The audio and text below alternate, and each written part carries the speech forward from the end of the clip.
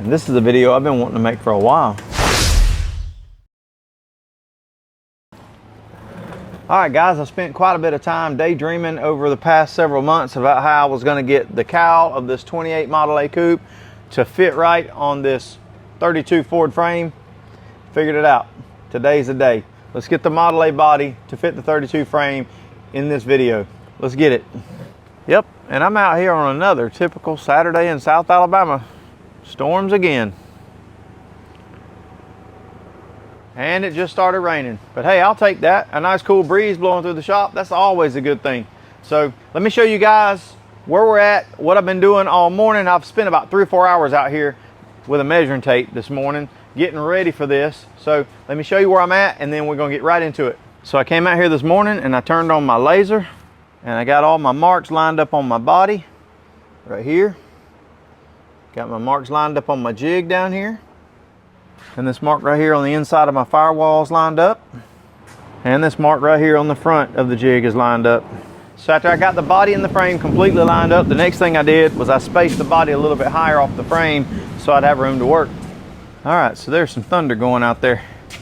All right, so I just used some 1-inch square tubing. I put a piece under the B pillar, put some right here under the bottom of the A pillar, and at the front of the A pillar. So I got a piece at the front and the back of the A pillar there. So that gets me perfectly spaced out 1 inch from the front to the back. And then what I did back here was I just took these old jacks. Now you guys, if you're going to be building these cars, you got to have some of these jacks. Pick some of these up out of the junkyard or something, or I think they sell them new at Harbor Freight possibly, I don't know. Pick you up some of those jacks, and those things are perfect for getting everything level. I was able to raise and lower the jacks to get the body right here the same distance from the jig as what the body is from the jig in this area right in here. So that's got us spaced out really good. So now we can get started on the cowl right there. So that should be pretty close and have me where I need to be on this. So what we're going to do is go ahead and make a mark, and we're going to go ahead and make a cut. And if we do it wrong, it's not going to matter. They're just aftermarket cowl sides anyway, not cutting up some original Henry Ford stuff. And even if we did cut up some original stuff and we did it wrong, it's only metal. Got a welding machine. We cut it. We don't like it. We just put it back like we found it. So let's get it.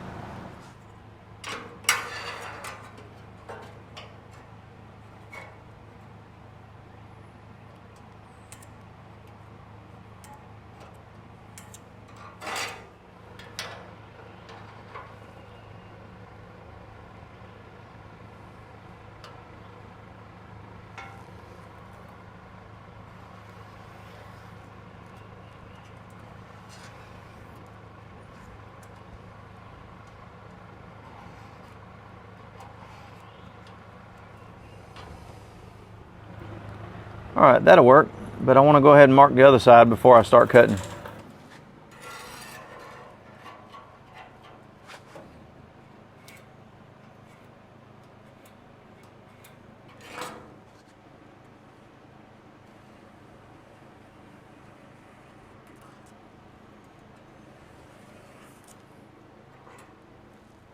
All right, so I just got the driver's side marked, and as you can see, there's nowhere near as much to take off right here as there was on the passenger side. So what I'm gonna do is go ahead and make some measurements from right here, where the tank and the cowl side meet, from there all the way down to here on both sides to see if we're pretty close. We wanna make sure the cowl sides are the same height from one side to the other. So the passenger side measures 17 5/8. And the driver's side measures 17 5/8. We're good.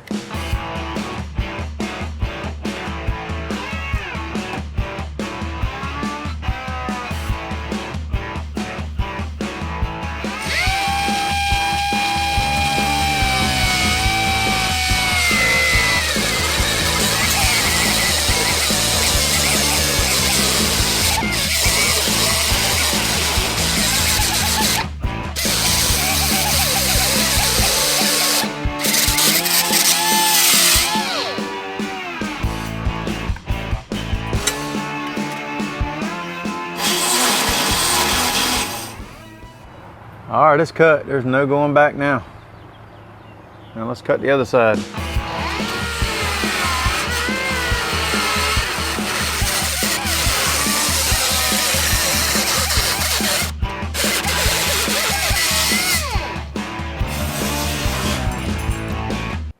And there's the cut on the driver's side. Everything is looking beautiful. So if I have too much gap, everything will be fine. I can fix that when I weld a new lip on the bottom here. So what I want to do is at least make sure that I've got the full 1 inch of clearance. So I'm going to put this piece of tubing across there from one side to the other. And I'm going to slide it from the front to the back and make sure that we've got that full 1 inch of clearance the whole way. And we do. So that should be perfect. All right, so now let's take a look at the driver's side.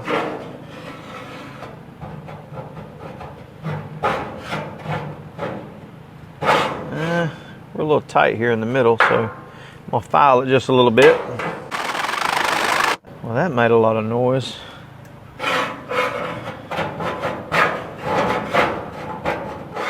Right there. All right, that's it.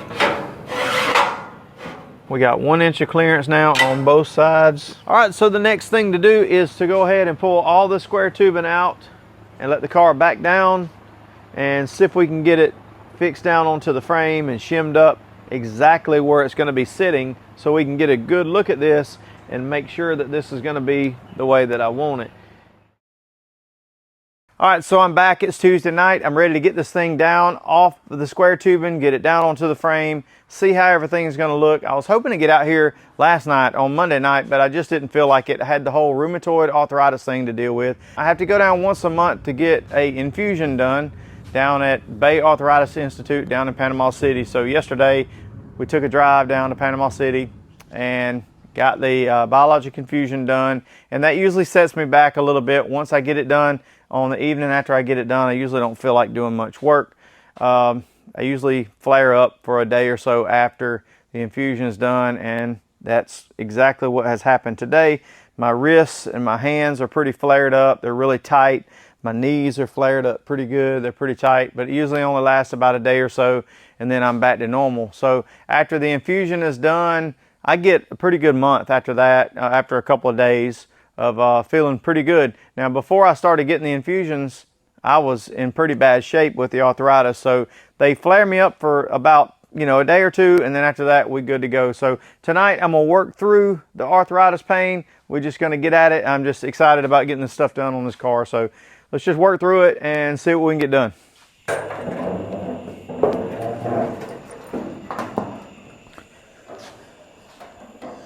All right, so I'm gonna let these jacks down here.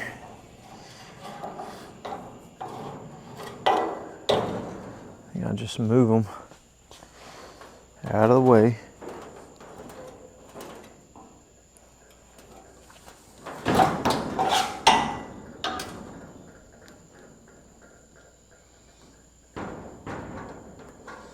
Okay.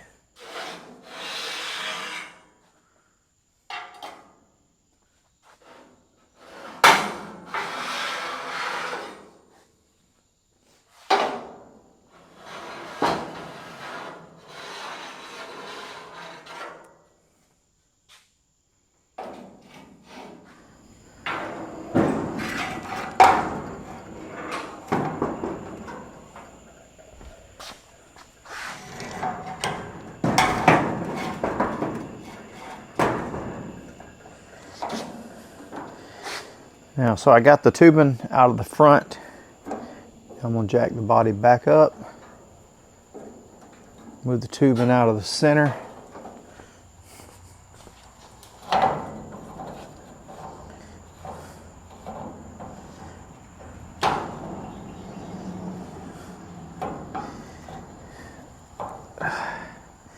Yeah, that feels pretty good on the old wrist there.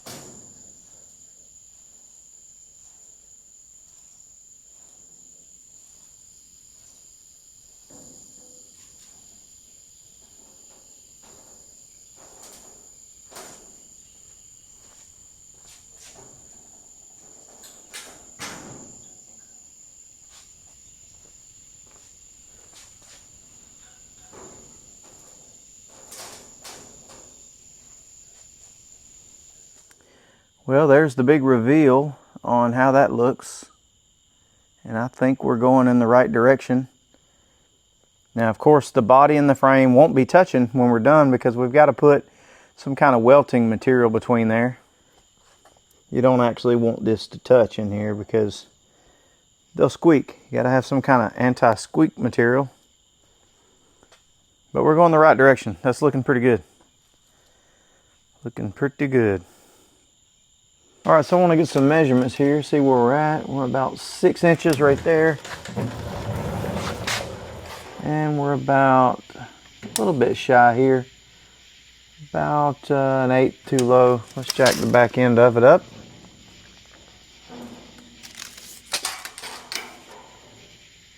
Almost there. All right, so we're 6 there. And we're 6 right there. So we're good right there. That's good. 6 inches. And I can't tell because it's rusty. It's gone, so I can't tell. And the back is really close to 6 inches, so I think we're close enough right there. All right, so it was hard to tell exactly how the rails were going to fit the body with the body spaced up off the rails. But now that the body is down tight against the rails, we can get a really good idea of how these things are going to fit and make some fine-tuning adjustments to them and see if we can get these things locked down in their final position. All right, so looking in this area right here, I think that we're going to need to move the frame out right here some. I think right in here, we want to close some of this gap up right here. So I'm definitely going to move the rails right here out some. And what I want to do right here on the front is I want to go ahead and pull the frame rails out so that they're flush right here with the A-pillar. So I want to try to move these rails without moving the body. So the plan is to just do one side at the time. I'm going to get up under here and loosen the clamps up, holding the rails in the front. Bump the rail out a little bit. Clamp it back down. Move back here, loosen the clamps up. Bump the rail out a little bit. Tighten it back down. Then go to the other side, do the same thing. And I'd rather move them with the body in place so I can get them fitting just right than I had to take the body off and try to work off measurements and then keep putting the body on and off. Let's try it, see what happens.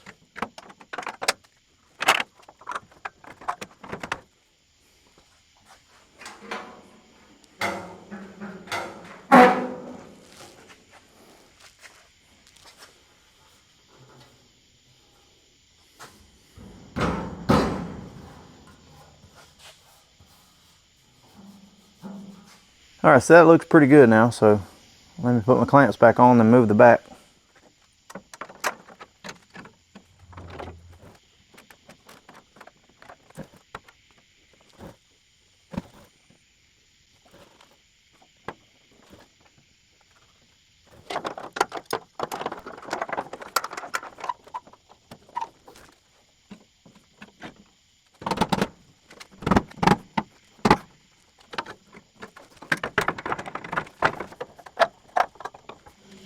All right, so now let's get the driver's side moved.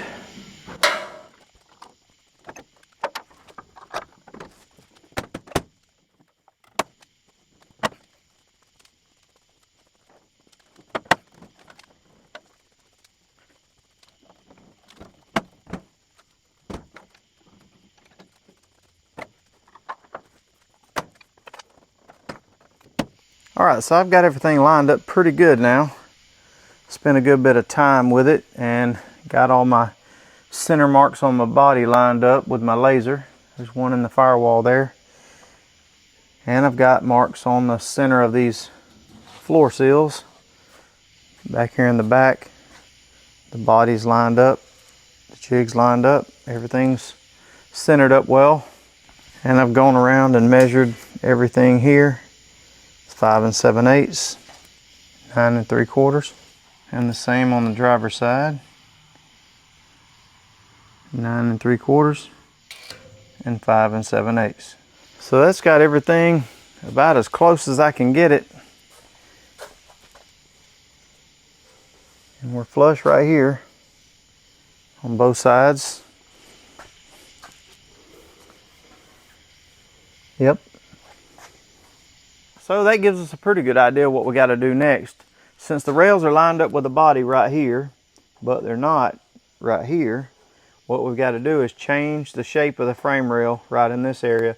So what we're going to do is firmly attach the rails right in this area down to the jig, here to the jig, here to the jig. We don't want the rails to move around at all. So we're going to tack weld them in place or clamp them or whatever we have to do to keep those rails from moving. We want them to stay right where they are. And then we're going to come right in here. And as you can see, there's a little bit of a bend in the frame right here. There's a little bit of a curve. We don't want that curve. We want the frame to be straight all the way till it reaches the front of the firewall here. So what we're going to do is heat this area up.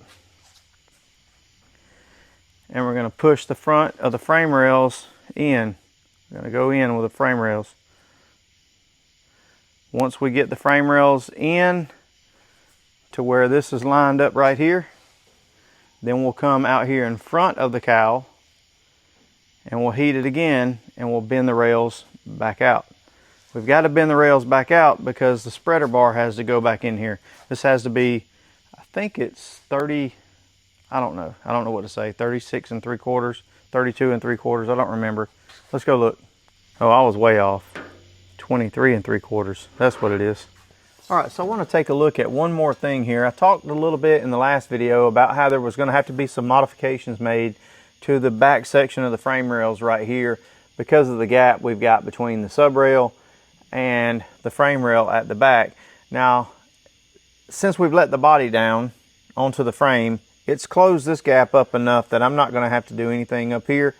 But somebody suggested in the comments on the last video that I just cut it right here and raise the back section. Sure enough, that's how it's working out. That's what's going to have to be done. So what I'm going to do is I'm going to take this boxing plate right here. I'm going to hold it up here. Now this boxing plate is shaped the same as the frame rails.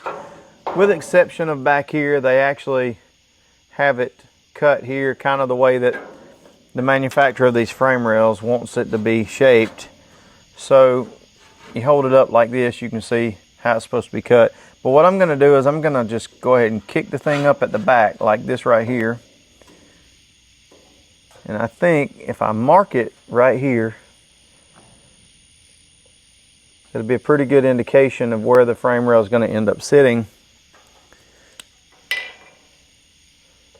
And then we can take a look at those marks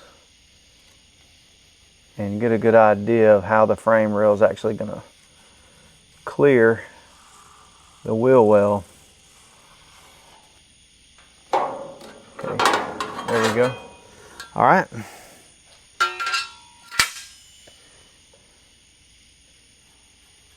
Now, of course, the frame back here, it's gonna come up higher right here, but this is just gonna show us where the bottom of the rail is gonna be. And I don't actually have to shape it like that. I can come in here and just cut it straight off like this, right across there. It's not really going to matter. The goal is to get it to where it is above this line. Because as I said in the last video, the wheel well is going to come down to the bottom of this tape line here. It's going to fill in all this, and we don't want to see this section of the frame. So let's just make a quick mark right here, just for reference. So I'm going to hold this up here and just make a mark right along here. It's not going to be a good mark, but it's going to be a mark nonetheless. A little crooked, but you'll get an idea.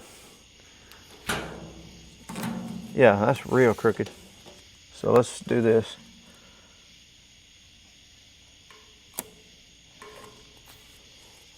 Let's get us a better mark.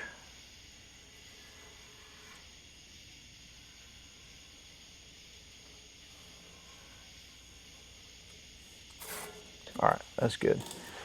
So we can actually shape the rail like this, or we can make it this fancy shape like the boxing plate. Not really going to matter.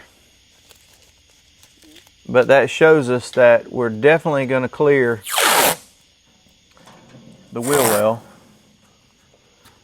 So that was another one of the things that I was concerned about and I think that we've got that figured out. So won't be a problem now to get that modified and get that like we want it to look. We'll probably end up with a cut something like this right here. Something like that, maybe not quite that wide, but that's a good guess at what we're gonna be doing.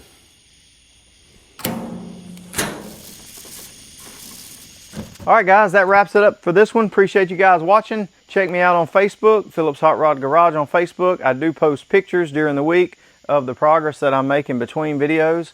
Got some guys that always leave me comments on there, and I appreciate it. And I'll be glad to talk to you guys on there. Send me an email, phillipshotrodgarage@gmail.com.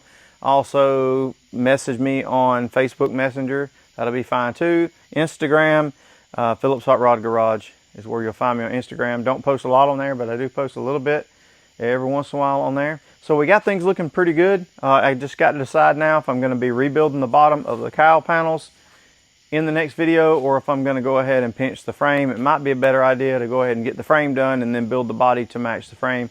Don't know about that yet, but I got to decide pretty quick because I got to get started. So appreciate you guys watching. Make sure you subscribe to the channel. I appreciate you guys. See you guys in the next one.